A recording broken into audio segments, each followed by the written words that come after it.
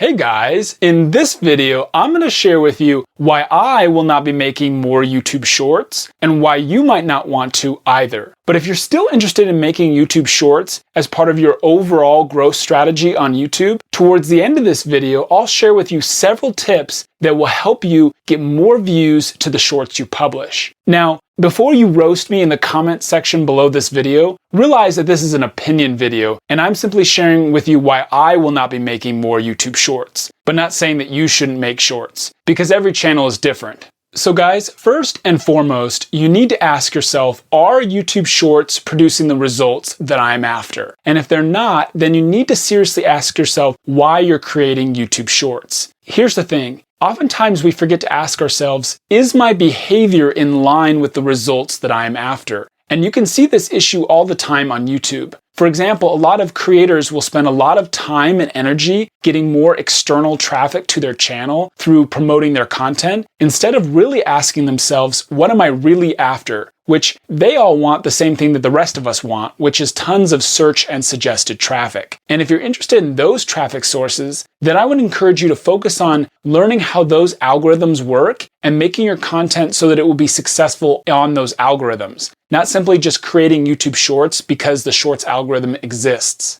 So the first reason why you might not want to create YouTube Shorts is because of a low average view duration and usually less watch time accrued to your channel. See, here's the thing, a YouTube Short is limited to 60 seconds. And so this makes it a little bit difficult to keep your viewers on your channel and to get a lot of watch time on the platform. And so since my primary goal is to get as much watch time as possible, YouTube Shorts don't really make any sense in order to accomplish that goal unless I can get people to go from a YouTube Short to watching a longer video on my channel. And what I was personally noticing was that this wasn't generally happening. And so that is one of the reasons I will not be making YouTube Shorts, is because they're not resulting in more watch time for my channel.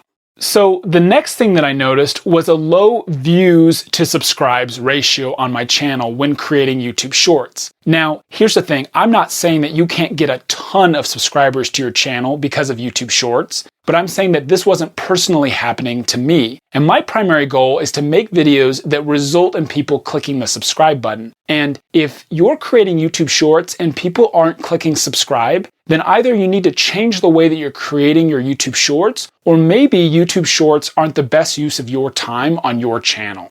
Also, while I noticed an increase in overall views to my channel as soon as I started making YouTube Shorts, I also noticed a corresponding decrease in engagement and comments on my channel. And here's the thing. For me, views hold very little weight unless people are clicking the subscribe button, clicking the like button, and leaving me a comment. And I think it's really important to look at the views you're getting to your channel and see what is the ratio to various forms of engagement. If that type of content is getting you a lot of views and engagement, then you're going to want to keep creating that type of content. But if it's not, then you should seriously question why you're creating that type of content. And I can't prove that YouTube Shorts were the reason for this decrease in engagement on my channel, but I'm definitely suspicious. And so it's important to look at what's happening when you change your content style and see if it's actually working as far as building the engagement on your channel. See, here's the thing, if I woke up tomorrow to 1 million views to a video, but there was not a single comment, no likes, no subscribes, what was really the point of those views? And so I look at views closely in relation to engagement in order to see if those views really matter. So another thing to think about is generally YouTube Shorts are not the greatest candidate for ranking in search. Now, I have seen people rank shorts in search, so it is possible, but if you think about it, why would YouTube rank a short when it could rank a longer video? Because YouTube Shorts are only 60 seconds, and this doesn't get very much watch time for the platform. And so I'm not going to be making more YouTube Shorts because I'm interested in getting my videos to rank in search. And so that's my primary objective, and YouTube Shorts don't help me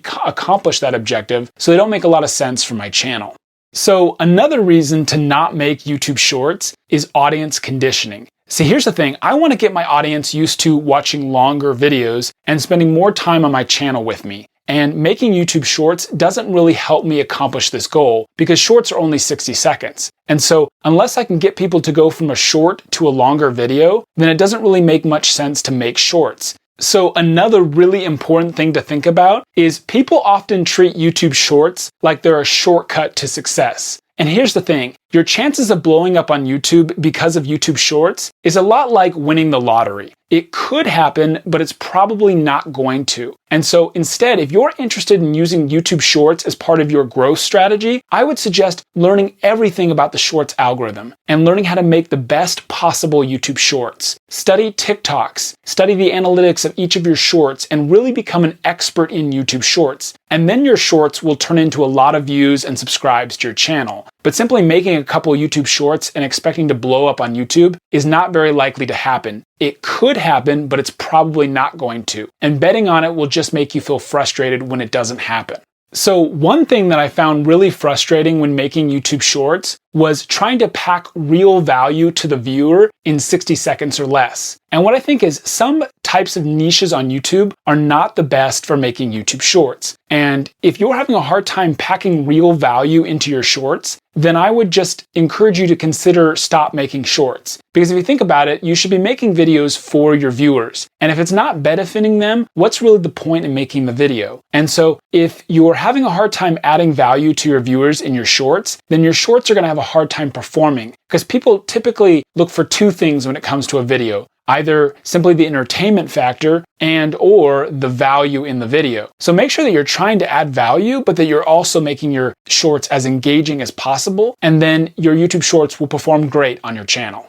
Now, if you want to make YouTube Shorts part of your overall growth strategy on YouTube, then let me give you a few tips in order to help you get your Shorts to really take off. And the first thing is it's all about audience retention. Now, of course, as we all know, audience retention is critical to any video's performance, but it's especially true when it comes to YouTube Shorts. See, here's the thing. When you release a YouTube Short, you want to get over 100% audience retention with the first few views, because basically this means your Short was so engaging that people either watched the Short all the way to the end and then rewatched portions of the Short, or they were rewatching the Short multiple times. And when this happens, this is how YouTube determines that this Short is a good candidate to put on the Short shelf.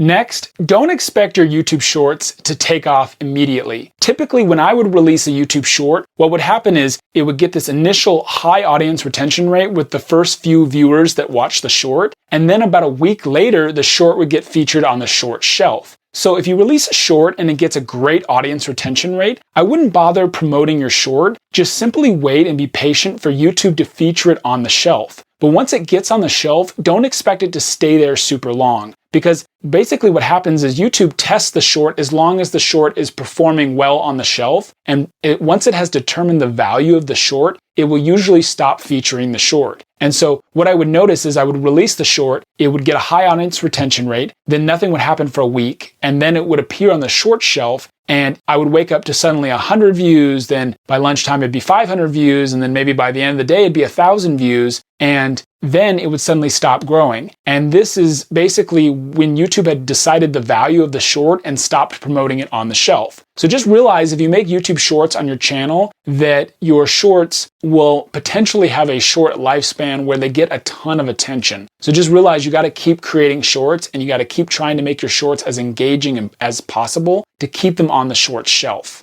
Next, make sure that you fast forward or frequently change the footage that the viewer is seeing during the Short to make it as engaging as possible. When it comes to YouTube Shorts, it's all about audience retention techniques. And if you're curious about how to do this, I have videos on my channel that talk about audience retention, and they can help you a ton with your YouTube Shorts. Also, make sure that you have a very specific and direct call to action at the end of your YouTube Short in order to boost its performance and the value of it on your channel. See, here's the thing. I would recommend at the end of your YouTube Short blatantly asking your viewers to subscribe or like the video and or both, because the whole idea behind a Short is to get people going over to your channel and subscribing. And so if you have a very specific call to action, and if it's effectively done, then what will happen is YouTube will notice that not only people are hopefully watching your Short all the way to the end, but they're also engaging with it. And this will help your Shorts really take off. Also, if you're getting value in this video, would you do me a favor and hit the like button? Because I absolutely love it when people do that. It means a lot. I really appreciate it. Another important thing to think about is I would encourage you to take thumbnails as seriously on your YouTube Shorts as your regular videos, if not more seriously. Because if you think about it, the whole idea behind a YouTube Short is to make it very clickable and snappy. And so if you release your shorts without a thumbnail, I think they don't look very engaging. See, when I released my YouTube Shorts, I made as engaging a thumbnail as possible. And I think this resulted in more impressions for my videos. And it also made the shorts look good on my channel because they look like a regular video. And here's the thing, when you release a YouTube Short, you want your subscribers to see this super clickable thumbnail and click on your short and watch it so that YouTube gets some initial data about your YouTube Short. Because if your subscribers love your short and they watch it multiple times, then it will probably perform well on the shorts shelf. And so I would do everything you can to make your thumbnails awesome with your YouTube Shorts. And something interesting to think about is you can also make a thumbnail within your YouTube Shorts video so that your video, when it appears on the short shelf, it looks like it has a vertical thumbnail. And I will be linking a video in the description box of this video that will show you exactly how to do that.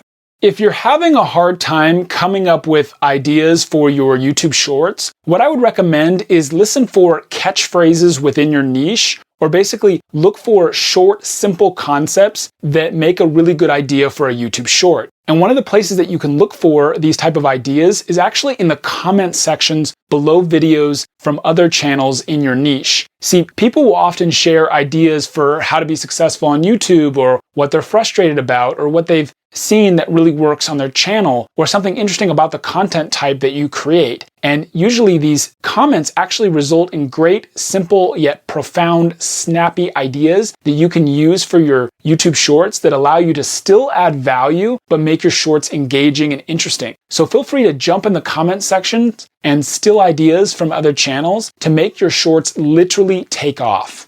Hey, could you do me a favor? If you've had success with YouTube Shorts on your channel, could you jump in the comment section below and tell me about your experience? Because I'm especially interested to hear about how YouTube Shorts have affected your channel as a whole. Because overall, they were not beneficial to my channel, and so I would like to see if you had a different experience. And right here on the screen, I will be listing a playlist of all my YouTube Shorts, and so I'd just like to encourage you to check out those shorts and let me know what you think about my shorts overall on my channel. Oh man, that feels super weird, dude. You gotta stop moving all the time. YouTube Shorts in search. And it is super distracting holding a snake. My goal, is to know you're not going in my pants. Then you need to ask yourself, is YouTube Shorts really the best strategy? That was really crazy. That feels so weird. You guys have no idea. This snake is really adventurous because honestly, I think it's hungry, but it just hasn't been willing to eat yet. And it can smell the mouse over there, but it just won't eat it. So we're gonna have to wait a little while until it's ready to actually eat. It's still getting used to living here.